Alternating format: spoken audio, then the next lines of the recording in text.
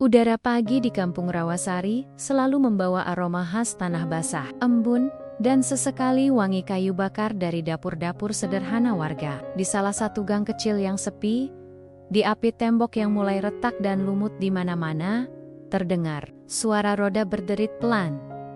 Bubur, bubur ayam, hangat, bubur, lembut. Suara serak namun tenang itu memecah sunyi. Diikuti bunyi roda gerobak yang ditarik perlahan. Itulah Nenek Saminah, sosok sepuh berusia 74 tahun yang tiap pagi mendorong gerobak buburnya menyusuri jalanan kampung.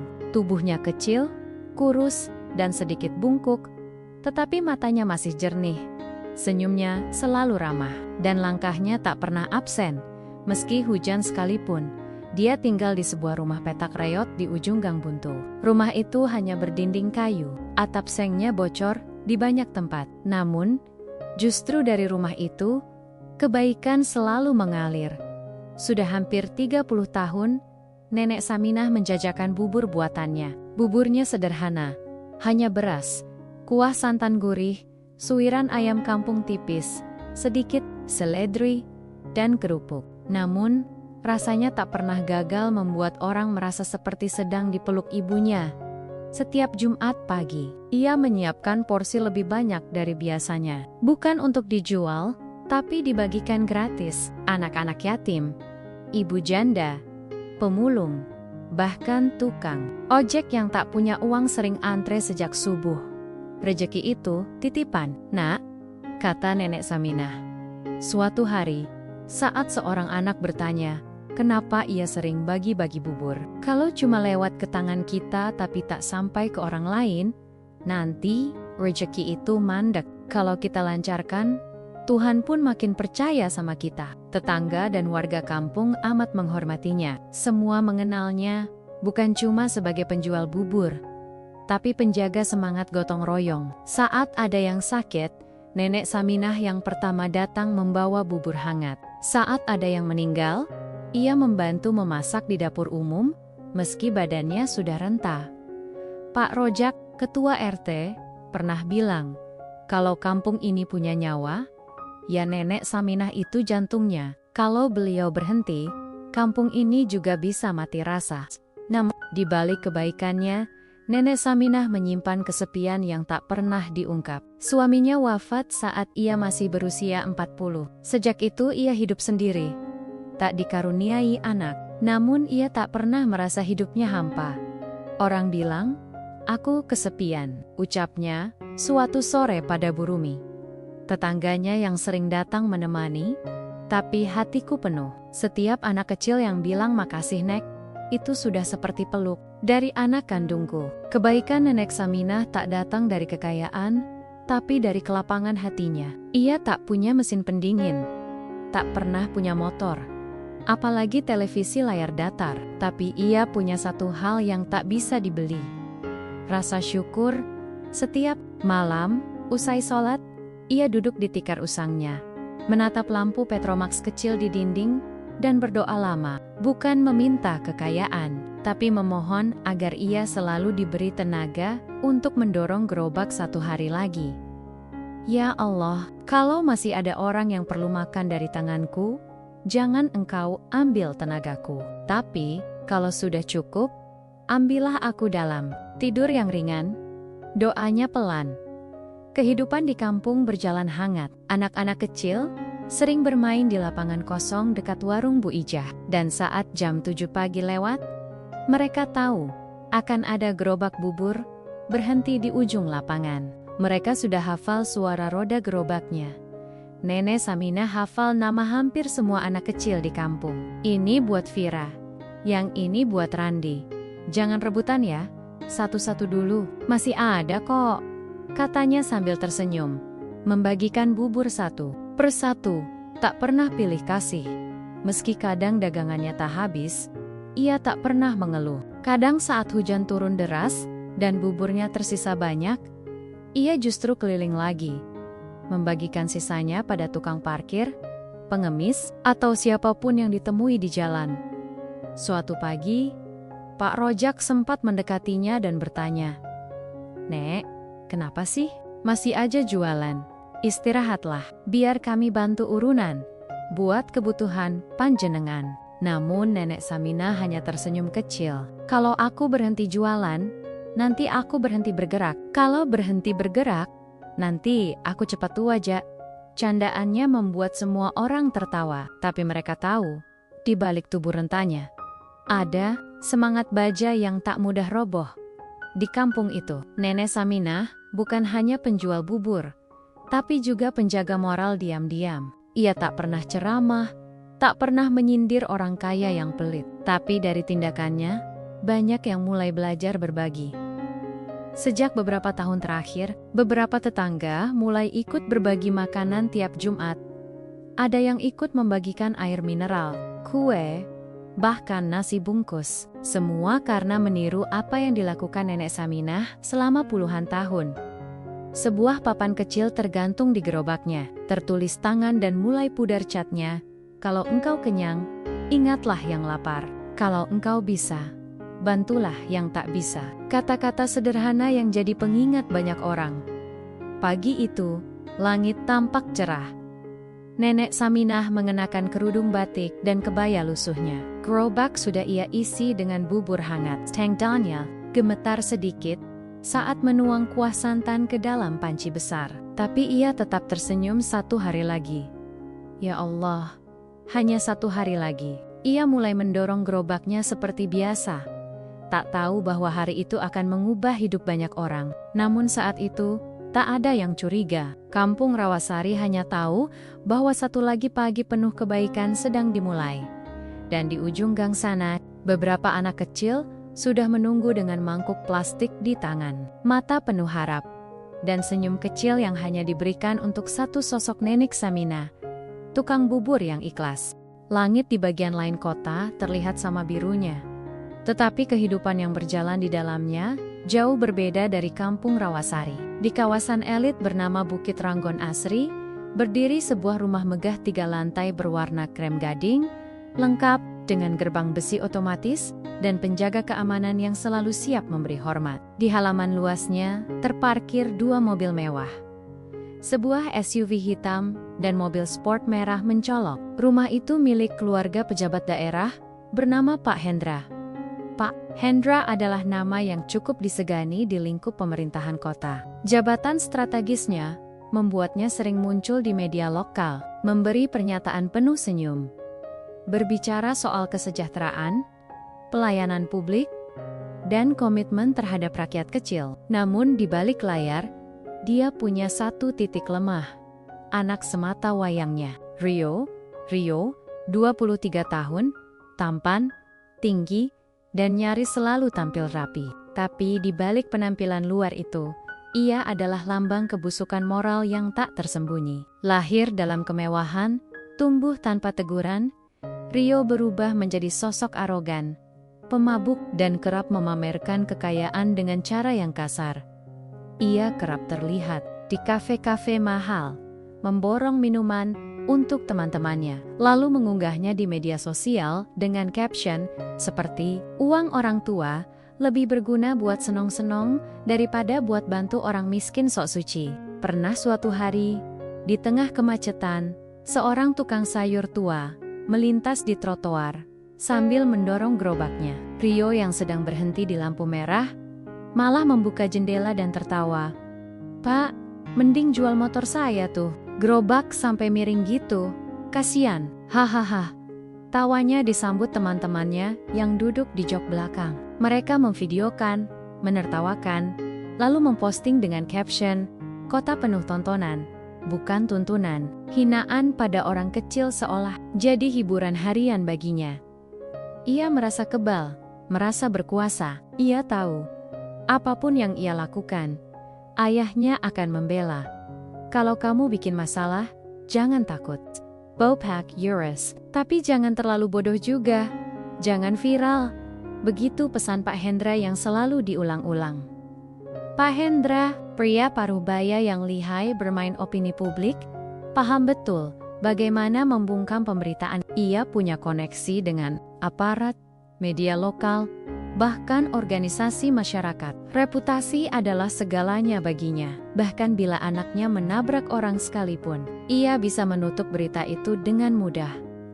Sikap permisif inilah yang membuat Rio tumbuh tanpa empati. Ia tak pernah belajar merasakan konsekuensi. Kesalahan selalu dibersihkan. Pukulan di klub malam diselesaikan lewat amplop. Maki-maki warga di pinggir jalan diedit dari video. Bahkan saat salah satu asisten rumah tangga mereka meminta cuti karena ibunya meninggal, Rio dengan enteng berkata, "Ngapain sih orang miskin sok punya keluarga, mati ya mati aja. Kerja terus, itu yang penting." Ibunya, Bu Ratna, sudah lama pasrah. Sejak Rio duduk di bangku SMA, ia sudah menyerah menasihati. Ia hanya memalingkan muka tiap kali Rio membentak pembantu atau menyetir ugal-ugalan. Rama, tangga mereka berjalan dengan sepi, penuh diam dan formalitas belaka. Suatu malam, Rio pulang dalam keadaan mabuk berat. Mobil sportnya hampir menabrak pagar rumah sendiri. Satpam yang membukakan gerbang dihina karena dianggap lamban. Setelah masuk, Rio melempar kunci sembarangan dan berteriak dari ruang tamu.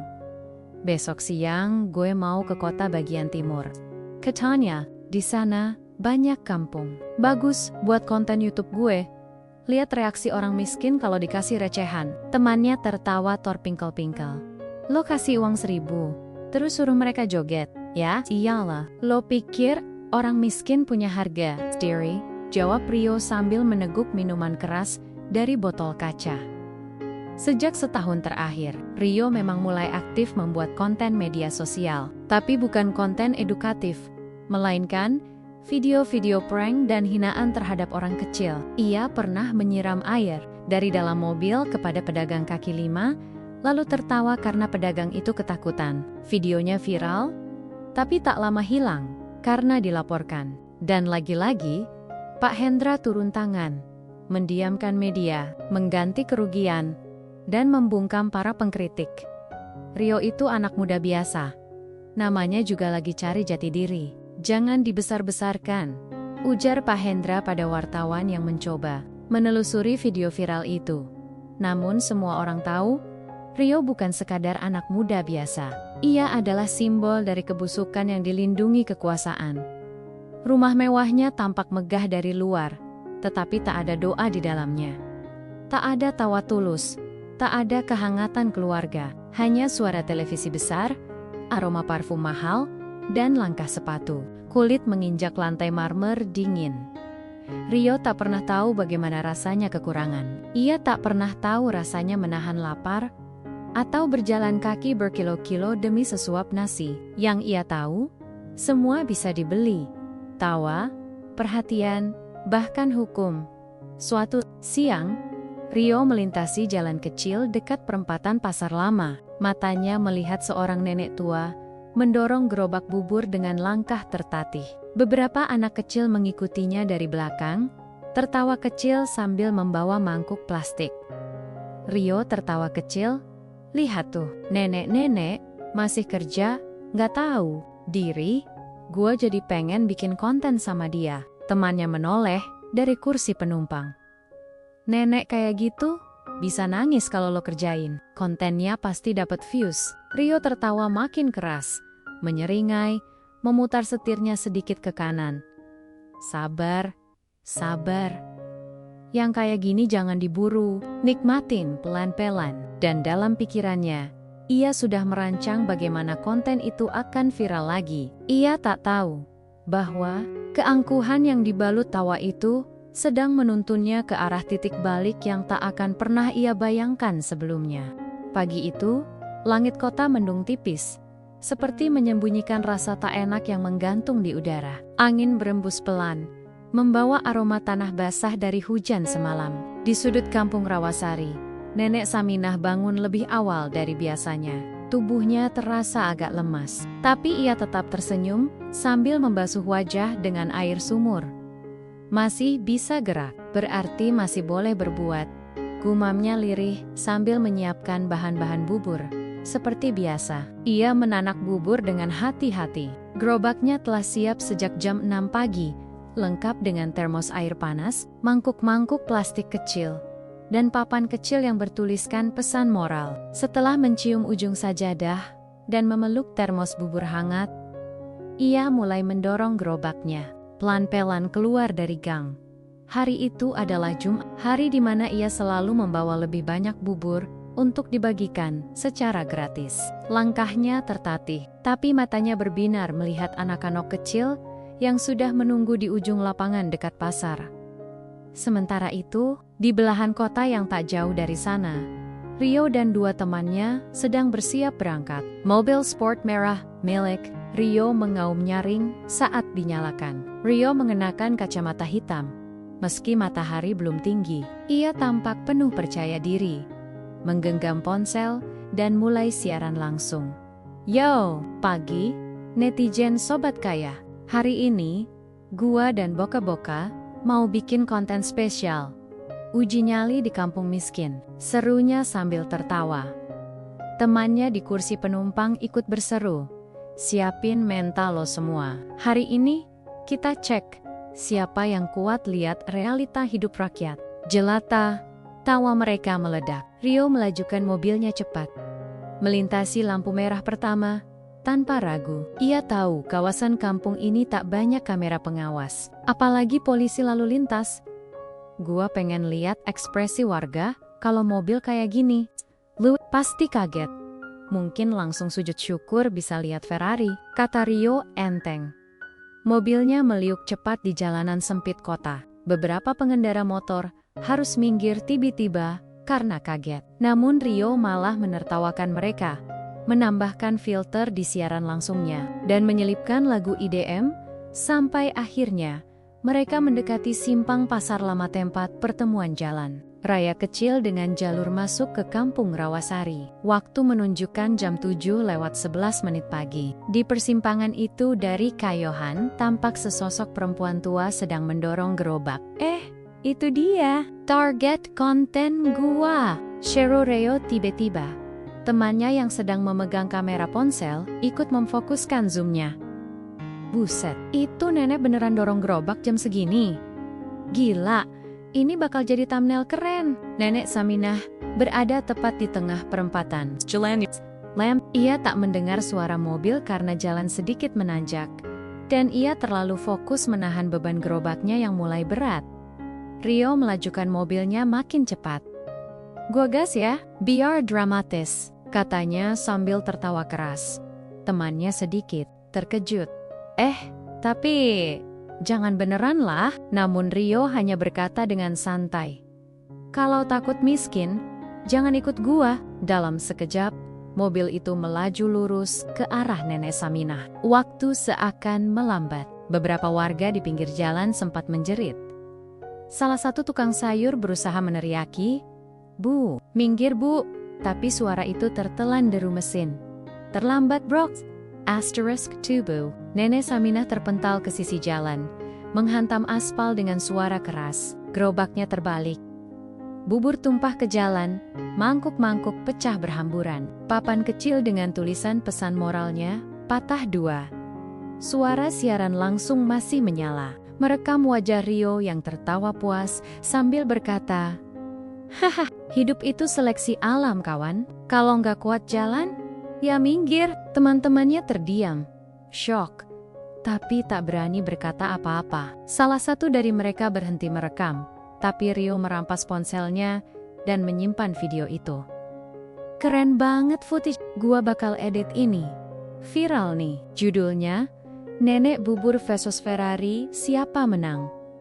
Ia sama sekali tak menengok ke belakang. Mobil tetap melaju meninggalkan lokasi, sementara di belakangnya, tubuh nenek Saminah tergeletak di pinggir jalan, bersimbah darah, dengan napas pelan-pelan melemah. Beberapa warga akhirnya menghampiri, menjerit minta tolong. Seorang pemuda memanggil ambulan, sementara anak-anak kecil yang biasa menerima bubur darinya hanya bisa berdiri terpaku, dan tak mengerti mengapa dunia bisa sekejam itu pada sosok sebaik nenek Saminah. Polisi lalu lintas datang beberapa menit kemudian, tapi mobil pelaku sudah raib. Mereka hanya bisa melihat sisa jejak ban di jalanan dan mangkuk pankok plastik yang kini hanyut dalam genangan kuah bubur. Dalam keributan itu, seseorang menemukan papan kecil milik nenek yang terlempar hingga ke trotoar. Meski patah, tulisan itu masih terbaca. Kalau engkau kenyang, ingatlah yang lapar. Kalau engkau bisa, bantulah yang tak bisa. Papan itu basah oleh bubur dan bercak darah. Kampung Rawasari, yang biasanya hidup dengan suara tawa anak-anak dan sapaan para tetangga, pagi itu diliputi kesunyian yang menggigit. Gerobak tua milik nenek Saminah, yang biasanya berdiri di sudut lapangan, kini tak ada. Aroma bubur hangat, yang biasa menyambut pagi Jumat pun lenyap. Yang tersisa hanya kabar buruk yang menyebar lebih cepat dari angin pagi. Nenek Saminah telah wafat, ditabrak mobil mewah di persimpangan pasar. Berita itu menyambar seperti petir. Warga terkesiap. Tak percaya, bukannya tadi pagi beliau masih jalan ke pasar? Tanya Bu Rumi dengan suara bergetar saat mendengar kabar itu dari Pak Rojak. Namun wajah Pak Rojak yang pucat dan mata berkaca-kaca tak bisa membantah kenyataan anak-anak kecil yang biasanya menunggu bubur di lapangan hanya bisa terduduk diam. Beberapa dari mereka menangis tanpa suara. Mereka tak tahu harus bagaimana, hanya bisa memandangi jalan kecil tempat nenek Saminah biasa datang, berharap keajaiban terjadi, dan sang nenek muncul dengan gerobaknya, tersenyum seperti biasa. Nenek Saminah dibawa ke puskesmas oleh warga yang menemukan jasadnya tergeletak bersimbah darah. Tak ada kartu identitas yang utuh, hanya kain kebaya basah dan pecahan mangkuk bubur yang menempel di gerobak yang remuk. Polisi sempat datang ke lokasi kejadian. Mereka memasang garis kuning, mengambil keterangan dari beberapa saksi yang mengatakan bahwa sebuah mobil mewah berwarna merah menabrak sang nenek. Salah satu warga sempat melihat merek mobil itu. "Ferrari, Pak. Mobil mahal," bunyinya kayak pesawat, ujar seorang pemuda bernama Ardi. Tak butuh waktu lama untuk polisi mencocokkan siri-seri mobil itu dengan laporan yang masuk. Salah satu petugas mengenali platnya sebagai milik anak pejabat kota, Rio Hendra Putra, Zor Harenia. Rio dibawa ke kantor polisi untuk dimintai keterangan. Kabar penangkapan itu sempat menyulut harapan di kalangan warga. Akhirnya keadilan mulai bicara, ucap Pak Rojak pada Bu Rumi. Namun harapan itu hanya bertahan sebentar. Kurang dari 24 jam, Rio sudah dibebaskan. Alasannya, kurang bukti. Polisi mengatakan tidak ada rekaman CCTV yang bisa menguatkan tuduhan. Video siaran langsung yang sempat beredar di media sosial mendadak hilang. Semua postingan menghilang. Dan akun yang menyebarkannya mengeluarkan klarifikasi, video itu hanya editan. Tidak benar terjadi. Kenyataan itu seperti menghantam dada warga kampung. Semua tahu siapa pelakunya. Banyak yang melihat, banyak yang tahu. Tapi mereka juga sadar, mereka tak berdaya. Kekuasaan terlalu kuat untuk digoyahkan oleh kebenaran. Pak Rojak sempat berusaha menekan kasus itu ke atas, mengajukan petisi warga, meminta keadilan untuk nenek Saminah. Namun dalam hitungan hari, ia mendapat surat peringatan dari atasannya di kecamatan, jangan ikut campur urusan hukum yang bukan wewenang Anda. Tekanan datang dari mana-mana. Seorang wartawan muda dari media lokal sempat mencoba mengangkat kasus ini, namun tulisannya diturunkan hanya beberapa menit setelah naik. Ia bahkan menerima pesan anonim yang berbunyi, "Berhenti sebelum keluargamu jadi korban." Bu Rumi dan beberapa ibu-ibu kampung sempat ingin menggelar aksi diam di depan kantor wali kota, tapi dibatalkan karena rasa takut. Mereka tahu siapa ayah Rio, Pak Hendra, orang yang punya jaringan dari tingkat lurah sampai kementerian. Dan seperti itulah, kemarahan rakyat Rawasari hanya menjadi bisikan-bisikan pilu di dapur-dapur sempit mereka. Tak bisa meledak. Tak bisa mengalir. Sementara itu, rumah duka nenek Saminah dipenuhi pelayat. Meski rumahnya sempit, orang-orang berdatangan. Anak-anak yatim yang dulu selalu menerima buburnya, kini berdiri diam di depan rumah, mengenakan pakaian rapi seadanya. Beberapa dari mereka membawa bangga-bunga kecil yang dipetik dari kebun. Sekolah, jenazah, nenek Saminah dimandikan dengan penuh kehati-hatian. Tangisan lirih terdengar dari para wanita tua yang dulu pernah dibantu olehnya. Pak Rojak menjadi imam salat jenazah. Suaranya gemetar saat membaca takbir, namun ia menyelesaikannya dengan linangan air mata. Pemakaman dilakukan di TPU kecil di belakang masjid kampung. Makamnya sederhana, hanya nisan kayu dan taburan bunga. Namun tak henti-henti doa mengalir. Beliau bukan hanya penjual bubur, ujar Pak Rojak saat berdiri di tepi kuburan. Beliau adalah ibu untuk semua anak yang tak punya ibu, dan teman untuk semua yang tak punya siapa-siapa. Tak ada pejabat yang datang, tak ada ucapan belasungkawa dari pemerintah, tak ada pemberitaan di televisi. Hanya tanah merah yang masih basah, dan air mata puluhan warga kecil yang merasa kehilangan seorang malaikat dunia di sela-sela keheningan itu. Seorang anak kecil bernama Ilham meletakkan papan kecil yang patah dua di atas pusara. Papan itu milik Nenek Samina, yang ditemukan oleh warga di lokasi kecelakaan. Meski hurufnya sudah samar, kalimatnya masih terbaca. Kalau engkau kenyang, ingatlah yang lapar. Kalau engkau bisa, bantulah yang tak bisa. Mata semua orang yang melihat itu basah. Hari mulai gelap. Langit menggantung kelabu. Suara azan maghrib berkumandang dari kejauhan. Warga perlahan bubar dari pemakaman, membawa pulang perasaan hampa dan luka yang tak tahu bagaimana harus disembuhkan. Dan di tengah kota, di balik pagar tinggi dan lampu gantung kristal, Rio sedang tertawa di ruang tamu, menonton video musik sambil makan steak mahal. Ia bahkan tak mengingat nama perempuan tua yang ia tabrak pagi itu.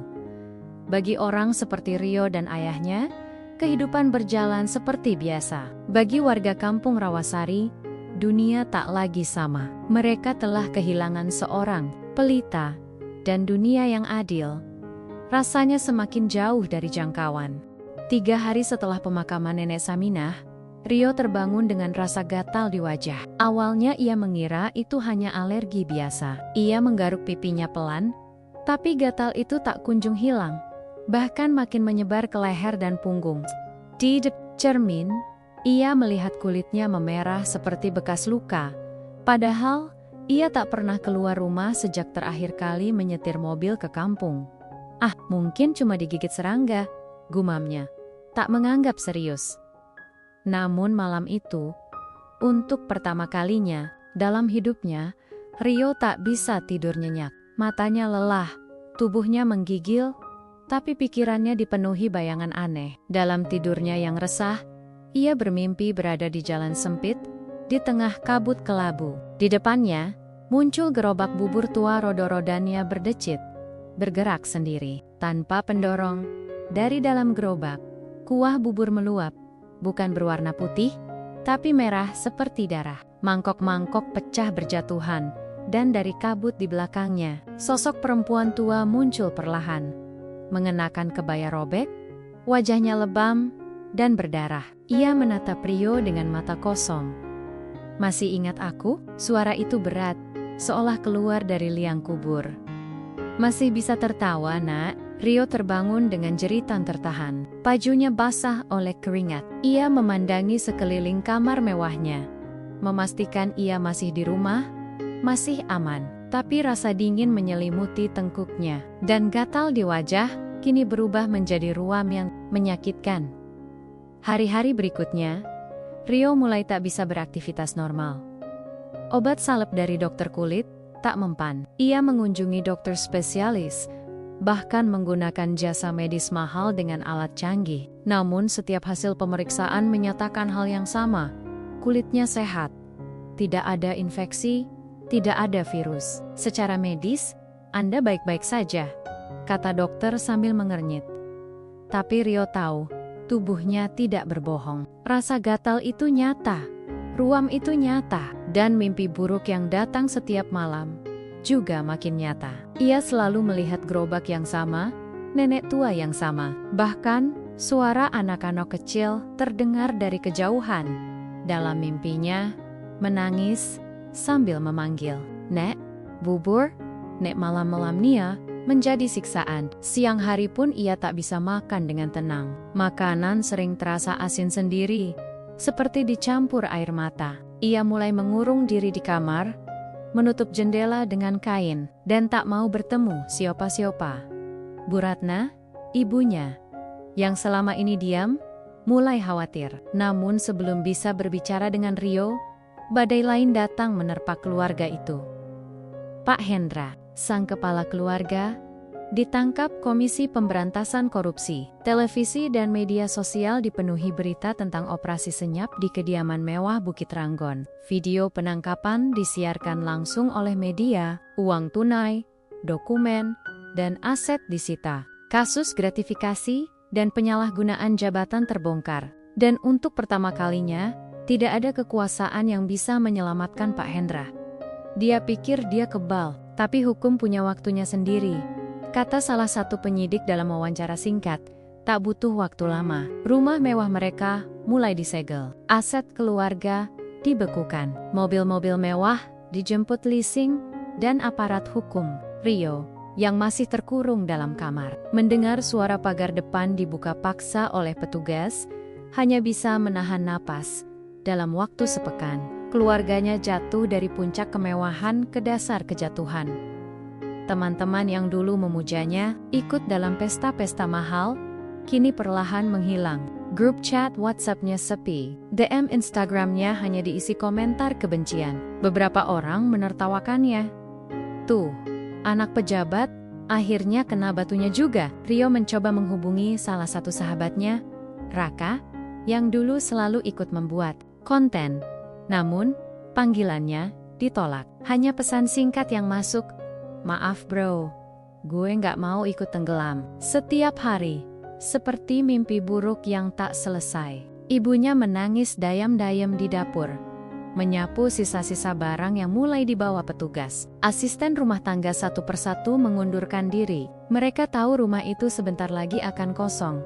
Satu malam, saat listrik rumah mulai diputus karena tagihan menunggak, Rio kembali bermimpi. Kali ini ia tak hanya melihat gerobak dan nenek tua. Ia mendengar suara langkah ratusan orang, seperti suara kaki anak-anak kecil yang berlarian mengelilinginya. Dalam mimpi itu, ia duduk bersimpuh di tengah jalan, dan dari arah sekeliling datang suara-suara. "Kenapa nenek kami harus mati? Kami belum sempat bilang makasih. Kami lapar. Dan kamu tertawa." Rio menjerit keras dan terbangun. Namun kali ini, ia menemukan luka cakaran di lehernya. Bukan luka dalam, tapi panjang, seperti bekas kuku. Ibunya yang mendengar jeritan itu berlari ke kamar. "Rio! Rio! Kamu kenapa?" teriak Bu Ratna panik. Namun Rio hanya bisa menatap ibunya dengan wajah pucat. "Mak, tolongin aku. Aku dihantui." Setiap malam, nenek itu, Dia menatap aku, Mak. Bu Ratna memeluknya, tapi tak tahu harus berkata apa. Dalam hati kecilnya, ia tahu anaknya telah menyentuh batas yang tak boleh dilanggar. Ia tak pernah membenarkan perbuatan Rio, tapi ia juga tak pernah menghentikannya. Dan kini, bayang-bayang itu datang menagih. Pagi itu, rumah mereka resmi disita. Pihak bank dan negara menyegel pagar, dan keluarga itu dipaksa keluar. Dengan satu koper pakaian dan tas kecil, Rio dan ibunya pergi dari rumah yang dulu mereka banggakan. Rio tak berkata apa-apa. Di wajahnya kini tumbuh bercak gelap seperti koreng. Tangannya gemetar, dan pandangannya kosong. Ia menunduk, menatap tanah.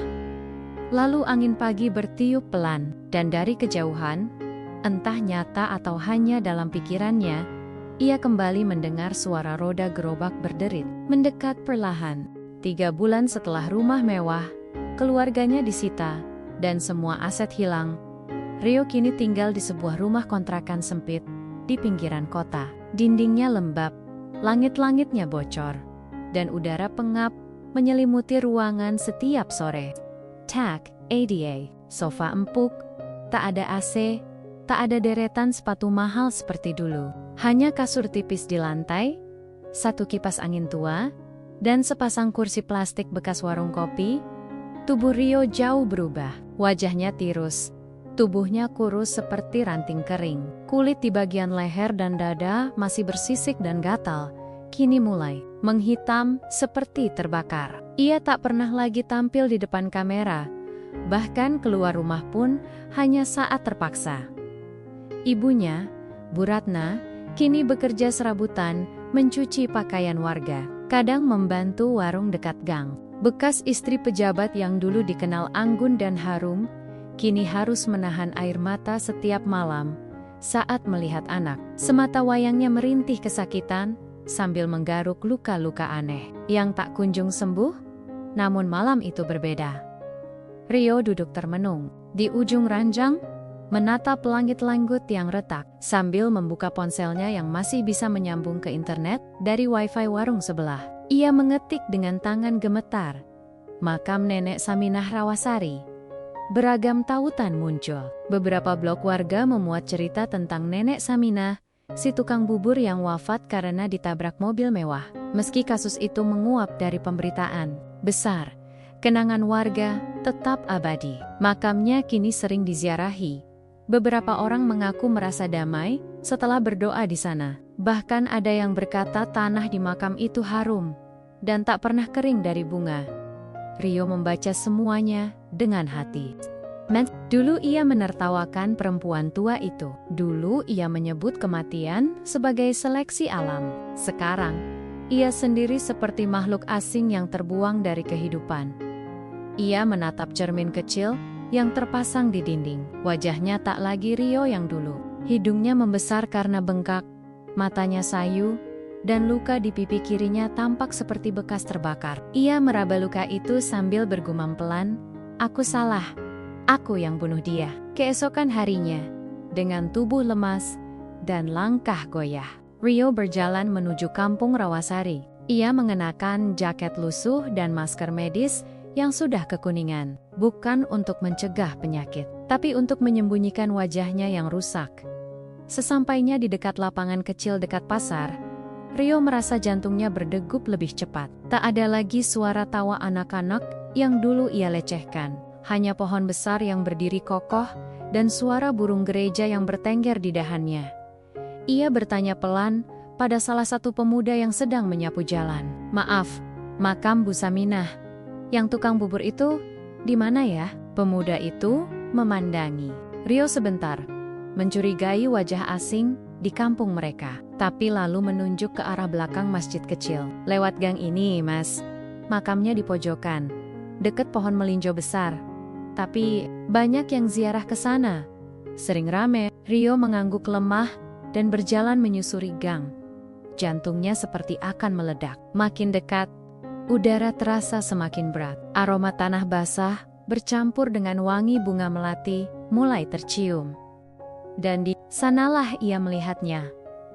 Makam sederhana itu kini bersih, terawat, dan penuh taburan bunga segar. Di sekelilingnya ada beberapa botol kecil berisi air mawar dan seikat daun pandan terlipat rapi. Sebuah papan kecil tertancap rapi di samping nisan, berisi kutipan kalimat yang dulu selalu tergantung di gerobaknya.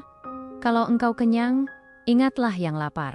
Kalau engkau bisa, bantulah yang tak bisa." Rio tak sanggup menahan air mata. Ia bersimpuh di depan makam, tubuhnya gemetar hebat. Isaknya tertahan, dadanya sesak. Ia menempelkan dahinya ke tanah makam dan berbisik dengan suara parau, "Maafkan aku. Maafkan aku, Nek. Aku bukan manusia waktu itu. Aku binatang. Aku pengecut. Aku..."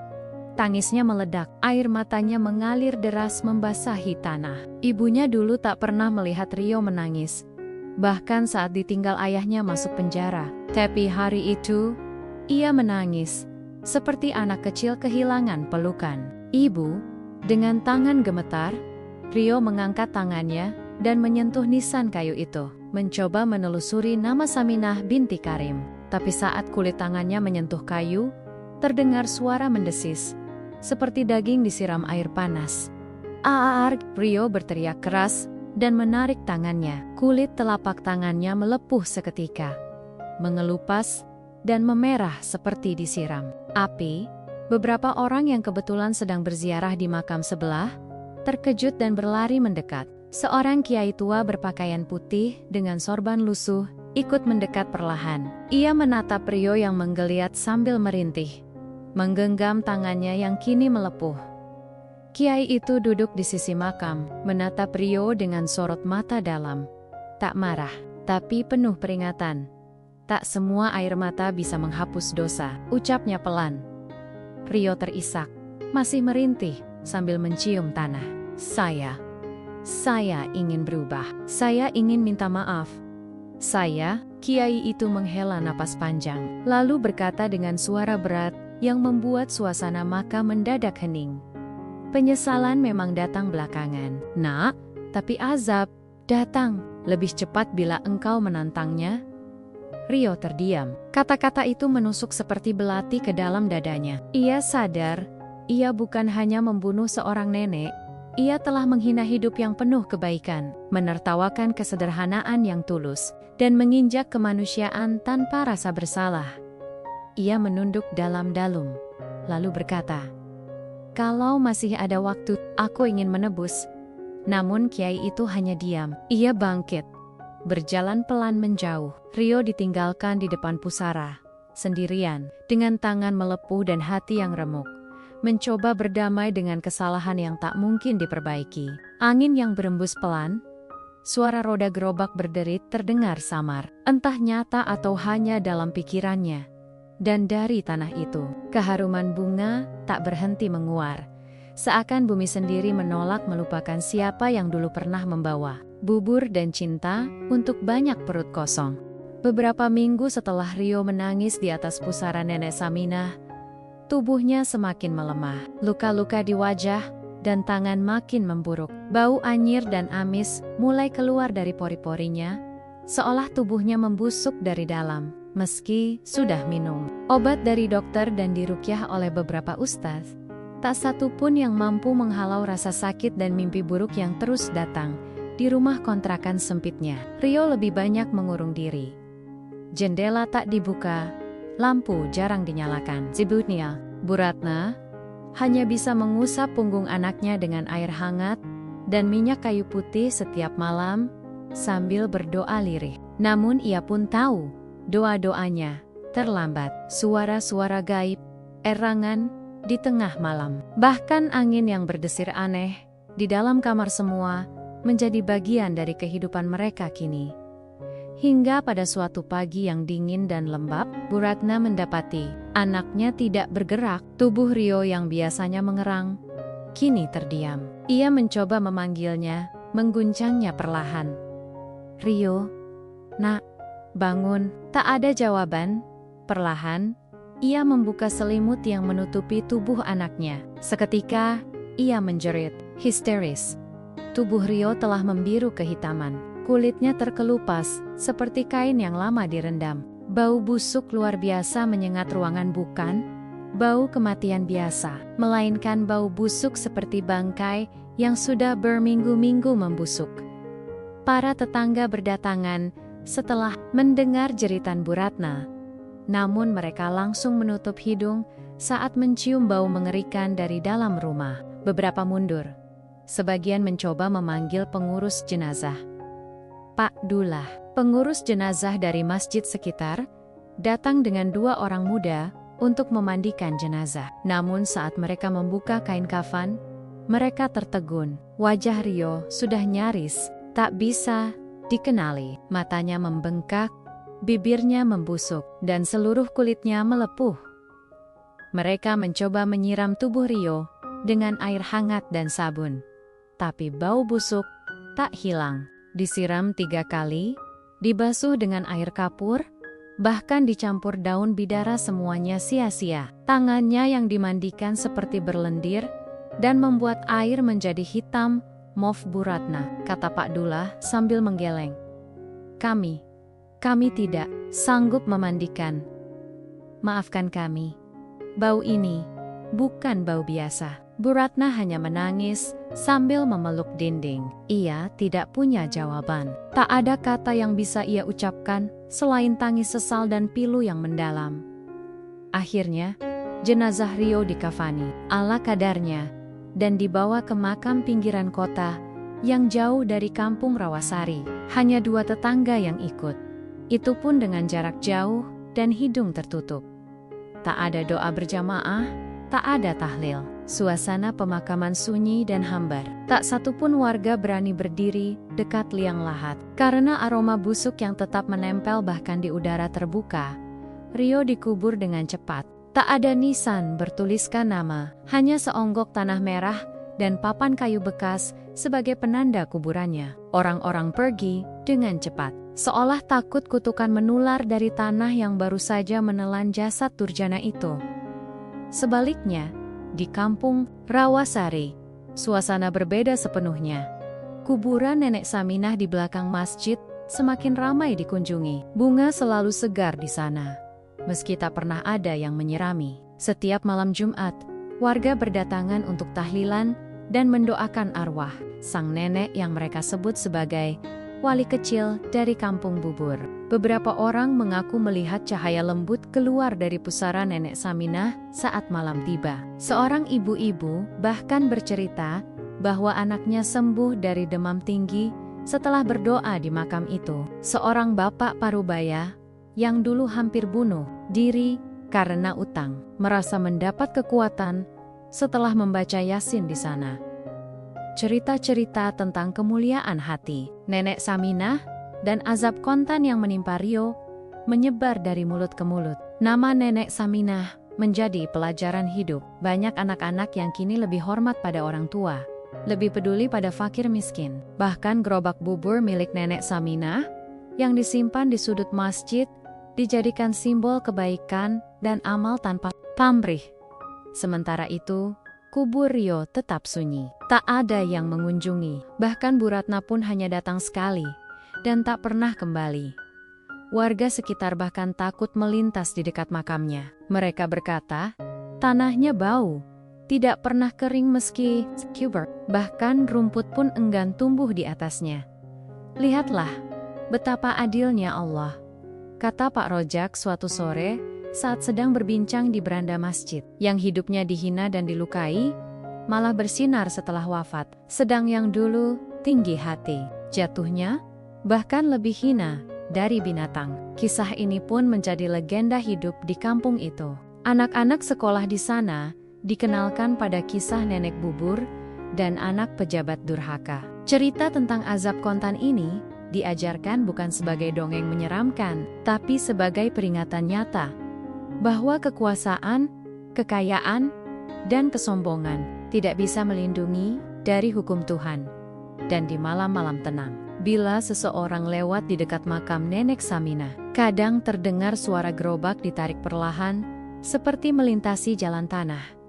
Suara lembut, bukan menyeramkan. Sialah, sang nenek masih berjalan, membagikan bubur hangat kepada mereka yang lapar di dunia maupun di akhirat.